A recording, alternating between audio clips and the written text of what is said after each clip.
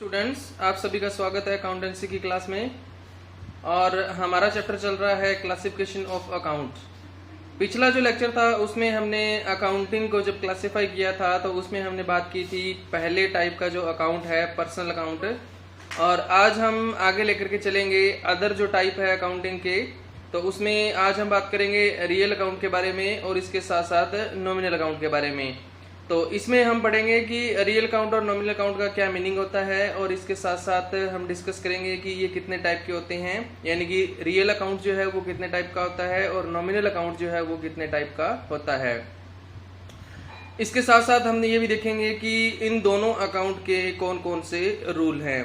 तो आप सभी ने क्या करना है कि जो पिछला लेक्चर था हमारा उसमें जो मैंने आपको पर्सनल अकाउंट के बारे में बताया था कि पर्सनल अकाउंट जो है वो कितने टाइप का होता है और इसके क्या एंट्री करने के रूल जो हैं वो क्या होते हैं, ये मैंने आपको बताया था।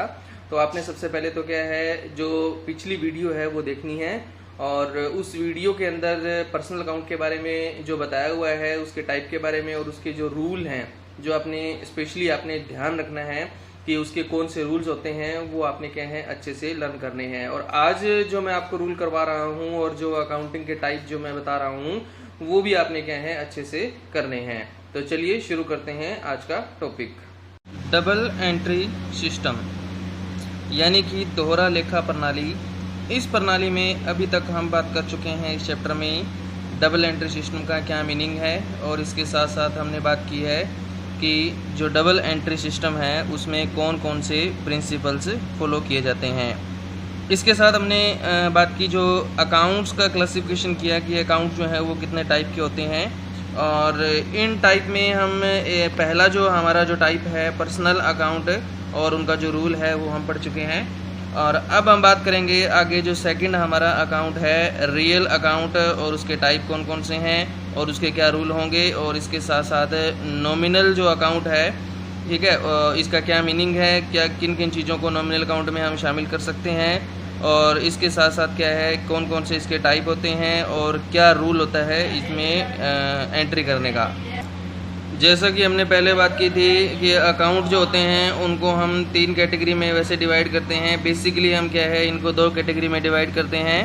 पहली जो कैटेगरी है वो है हमारी पर्सनल अकाउंट और दूसरी कौन सी है इम्पर्सनल अकाउंट। तो पर्सनल अकाउंट हमने किया, इसमें हम क्या है कोई भी पर्सन जो होता है उसको हम शामिल करते हैं, जैसे कोई नेचुरल पर्सन हो या फिर कोई आर्टिफिशियल पर्सन हो या रिप्रेजेंटेटिव पर्सनल हो, इन तीनों को इसमें क्या है शामिल किया जाता है। दूसरा जो हमारे पास है वो क्या है इम्पर्सनल अकाउंट है। इम्पर्सनल अकाउंट जो होते हैं वो 2 टाइप के होते हैं। एक तो आता है हमारा रियल अकाउंट यानी कि वास्तविक खाते, और दूसरा जो आता है वो है हमारा नॉमिनल अकाउंट यानी कि अवास्तविक या नाम मात्र के खाते। अभी हम बात करने जा रहे हैं रियल अकाउंट के बारे में, यानी कि वास्तविक खाते कौन से होते हैं। ऐसे जितने भी अकाउंट जिनको हम मनी में मेज़र कर सकते हैं, यानी कि हमारे बिजनेस की जो प्रॉपर्टी होती है, जितनी भी हमारी एसेट्स होती हैं, उन सभी को हम क्या कहते हैं रियल अकाउंट कहते हैं। इसमें खास बात क्या होती है कि इसमें उन अकाउंट को हम शामिल करते हैं जिनको हम क्या है मनी के रूप में क्या है मेज़र कर सकें, जैसे कि कैश अकाउंट है, फर्नीचर अकाउंट है, लैंड बिल्डिंग प्लांट मशीनरी है, और गुडविल अकाउंट है। ये सारे अकाउंट जो हैं इनको हम क्या कहते हैं रियल अकाउंट कहते हैं। अब जो इम्पोर्टेंट पॉइंट है वो क्या है कि रियल अकाउंट का रूल क्या होता है, यानी कि डेबिट या क्रेडिट करने का कौन सा रूल हम इसमें क्या है फॉलो करेंगे।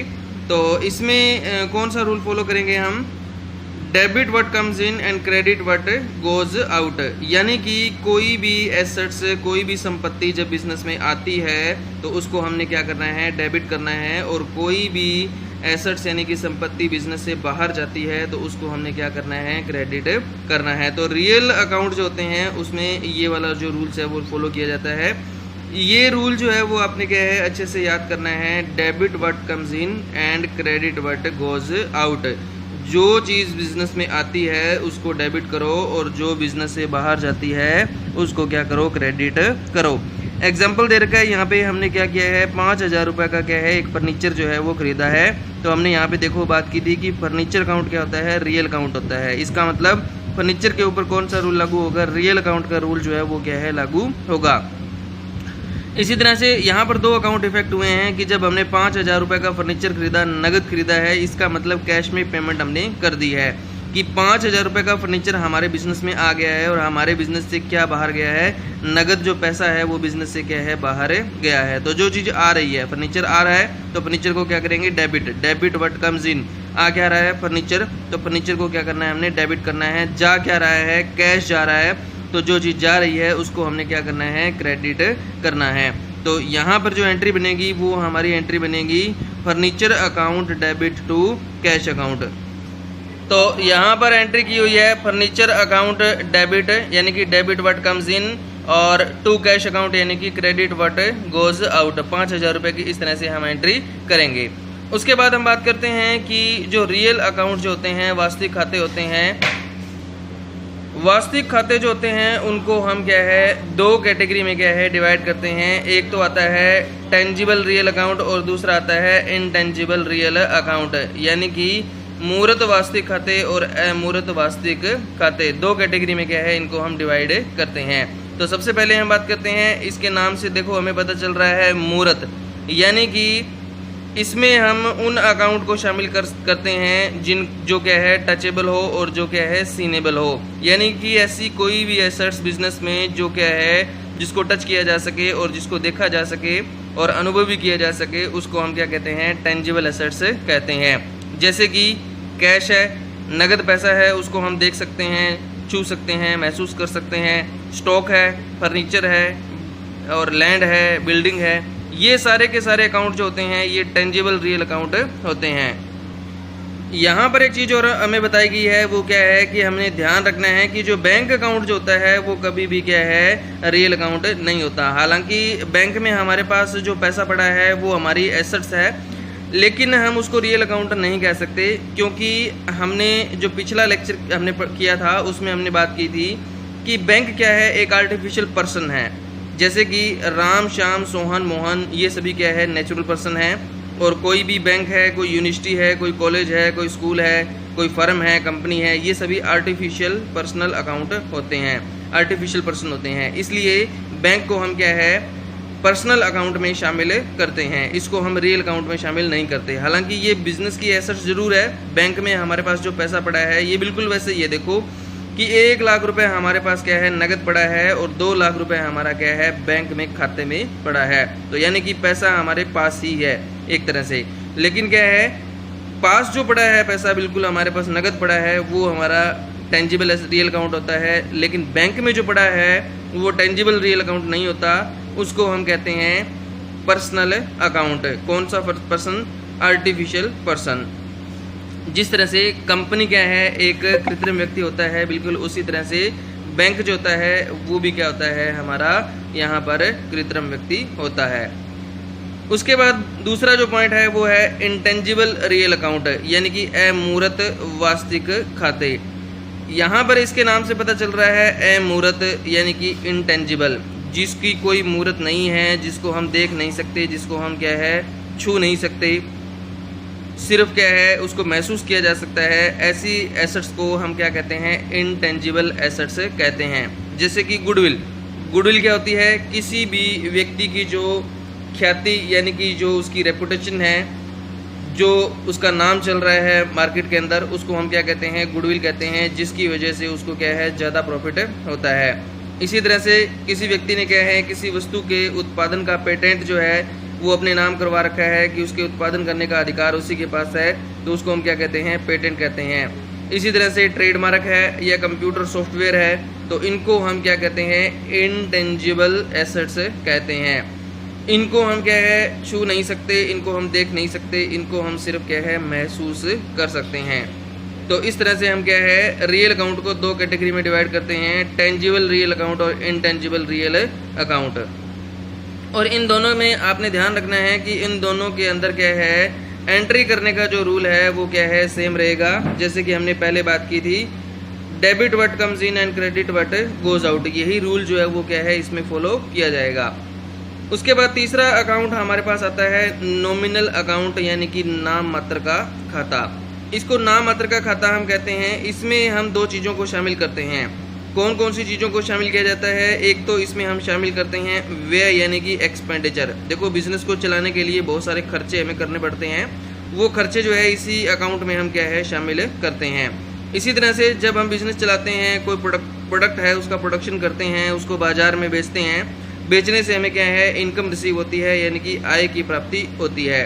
तो यहाँ से हमें पता चल रहा है कि जो नॉमिनल अकाउंट है उसमें हम दो चीज़ों को शामिल करते हैं, एक तो व्यय को और एक क्या है आय को शामिल करते हैं। इसके साथ साथ क्या है कोई भी जैसे लॉटरी लगी है वो इसमें शामिल किया जाता है। इसी तरह से कोई नुकसान हो गया है, लॉस हो गया है, उसको भी हम क्या करते हैं नॉमिनल अकाउंट में शामिल करते हैं। तो यहाँ पे बताया गया है व्यय से यानी कि एक्सपेंडिचर से रिलेटेड जितने भी अकाउंट होते हैं वो नॉमिनल अकाउंट में शामिल किए जाते हैं। जैसे कि कोई भी कर्मचारी है उसको जो वेतन दिया गया है, उसको जो सैलरी दी गई है, वो हमारे बिजनेस का क्या है एक खर्चा है, इसको हम नॉमिनल अकाउंट में शामिल करेंगे। किसी को कोई रेंट दिया गया है यानी कि किराया दिया गया है, वो भी क्या है नॉमिनल अकाउंट का पार्ट है। कोई छूट दी गई है या कोई पैसे जो हैं वो क्या है बैड डेट्स हो गए हैं। बैड डेट्स क्या होते हैं कि हमने किसी पर्सन से, किसी डेटर से क्या है कोई पैसे लेने हैं और उस डेटर्स ने पैसे देने से मना कर दिया, तो वो क्या हो जाते हैं हमारे बैड डेट्स हो जाते हैं यानी कि पैसे डूब जाते हैं। उसको भी हम क्या है वो लॉस है हमारा, उसको भी हम नॉमिनल अकाउंट में शामिल करते हैं। इनकम में हम शामिल करते हैं कोई हमें कमीशन रिसीव हो रहा है या इंटरेस्ट हमें कोई रिसीव हो रहा है या हमें कोई डिस्काउंट मिल रहा है, तो ये क्या है इनकम से रिलेटेड क्या है अकाउंट है। तो अब हम बात करते हैं कि जिस तरह से पर्सनल अकाउंट है और हमारा रियल अकाउंट है उसके रूल होते हैं, बिल्कुल वैसे ही नॉमिनल अकाउंट का भी क्या है रूल होता है। और ये रूल जो है वो आय और व्यय यानी कि इनकम और एक्सपेंडिचर से रिलेटेड होता है। तो इसमें रूल में क्या होता है देखो, debit all expenses and losses, जितने भी लॉस होंगे और जितने भी एक्सपेंसेस होंगे उनको हम क्या करेंगे डेबिट करेंगे। यहाँ तक देखो इस रूल को, debit the expenses and losses, जितने भी एक्सपेंसेस खर्चे हैं और जितने भी नुकसान हानियाँ हैं उनको हमने क्या करना है डेबिट करना है। क्रेडिट किसको करना है? क्रेडिट इनकम एंड गेन, कोई भी इनकम हो रही है, कोई भी हमें क्या है गेन हो रहा है, जैसे कि लॉटरी लग गई है उसको हम गेन कह सकते हैं। तो इस तरह की जो इनकम है उसको हमने क्या करना है क्रेडिट करना है। यहाँ पर एक एग्जांपल दिया गया है कि 5,000 रुपये हमने क्या है सैलरी दी। तो मैं अभी आपको बता रहा था कि सैलरी जो है वेतन जो है वो क्या है एक्सपेंसेस है और एक्सपेंसेस को क्या करना है डेबिट करना है। तो हमने अगर किसी पर्सन को, किसी कर्मचारी को सैलरी दी है तो यहाँ पर दो तरह के अकाउंट प्रभावित होते हैं। एक तो सैलरी अकाउंट यानी कि उसको सैलरी दी गई है, दूसरा नगद पैसा हमारे पास क्या हुआ है कम हुआ है। तो मैंने आपको पहले बताया था कि नगद जो होता है वो क्या होता है रियल अकाउंट होता है। नगद यानी कि कैश क्या हो रहा है जा रहा है। तो यहाँ पर रूल जो है, तो सैलरी जो है वो क्या है एक्सपेंसेस, तो इसको हम क्या करेंगे डेबिट करेंगे। उसके बाद कैश हमारे बिजनेस में से बाहर जा रहा है तो कैश को हमने क्या करना है क्रेडिट करना है। तो सैलरी पे तो हम जो रूल लागू करेंगे वो नॉमिनल अकाउंट का रूल लागू करेंगे और जो कैश है उसके ऊपर हम क्या है रियल अकाउंट का रूल लागू करेंगे। तो सैलरी पे रूल जो लागू होगा डेबिट द एक्सपेंसेस और कैश पे जो रूल लागू होगा क्रेडिट व्हाट गोज आउट, जो बिजनेस से बाहर जा रहा है उसको हमने क्या करना है क्रेडिट करना है। तो इस तरह से बच्चों हम क्या है ये नॉमिनल अकाउंट जो है उसमें हम एंट्री जो है वो करते हैं। इसी तरह से एक और एग्जांपल हमें दे रखा है कि 1,000 रुपये हमें क्या है कमीशन मिला है। तो मैंने आपको बताया था कि कमीशन क्या होता है इनकम, तो हमने क्या करना है credit all income and gain. तो इनकम को क्या करना है क्रेडिट करना है, तो कमीशन को क्या करेंगे हम क्रेडिट करेंगे। तो एक चीज़ मैं आपको फिर से बता देता हूँ, ये मैंने आपको पहले भी बताई थी कि एंट्री करते टाइम आपने ध्यान में रखना है कि जो चीज़ डेबिट की जाती है उसको यहाँ शुरू से हम लिखेंगे। जैसे कैश को डेबिट किया तो कैश अकाउंट, फिर जगह छोड़ करके लास्ट में क्या लिखेंगे डेबिट लिखेंगे। फिर यहाँ पर थोड़ी जगह छोड़ करके क्रेडिट के सामने हमेशा टू जो है शब्द उसका प्रयोग किया जाता है, क्रेडिट वर्ड आगे नहीं लिखा जाता और डेबिट के आगे कोई टू वर्ड नहीं लिखा जाता, यहाँ डेबिट लिखा जाता है और क्रेडिट के यहाँ पर टू लिखा जाता है। तो टू कमीशन अकाउंट। तो यहाँ पर 1,000 रुपये हमें कमीशन मिला है, तो कमीशन मिलने से नगद पैसा बिजनेस में आ रहा है तो हम क्या कहेंगे डेबिट व्हाट कम्स इन, यानी कि कैश आ रहा है तो कैश को क्या करेंगे हम डेबिट करेंगे। यहाँ पर कौन सा अकाउंट का रूल लागू हुआ है? यहाँ पर रूल लागू हुआ है रियल अकाउंट का, डेबिट व्हाट कम्स इन, क्योंकि कैश जो है वो क्या है एक एसेट्स है, वो क्या है आ रहा है। दूसरा कमीशन जो है वो क्या है इनकम है और कमीशन को हमने क्या करना है क्रेडिट करना है, तो क्रेडिट द इनकम। तो इस तरह से हम क्या है 1,000 रुपये डेबिट में लिख देंगे और 1,000 रुपये क्या करेंगे क्रेडिट में लिख देंगे। तो इस तरह से आपने क्या है इनकी जनरल एंट्रियाँ जो है वो क्या है करनी है। और ये रूल जो है तीनों अकाउंट के रूल पिछला जो लेक्चर था उसकी वीडियो आप देखिए, उसमें आपको पता चलेगा कि पर्सनल अकाउंट जो है उसकी किस तरह से रूल जो उसमें फॉलो किए जाते हैं। ये तीनों अकाउंट के जो रूल हैं इसी के आधार पर क्या है आपकी पूरी अकाउंटिंग जो है वो डिपेंड करती है, और इन्हीं रूल के बेस पे हम क्या है सारी अकाउंटिंग के अंदर जर्नल एंट्रियां हैं, अकाउंट्स वगैरह बनाने का काम है इन्हीं रूल के बेस पे करते हैं। तो ये रूल जो है आपने तीनों रूल जो है वो अच्छे से याद करने हैं, पर्सनल अकाउंट का रूल, रियल अकाउंट का रूल और नॉमिनल अकाउंट का रूल। Okay, thank you.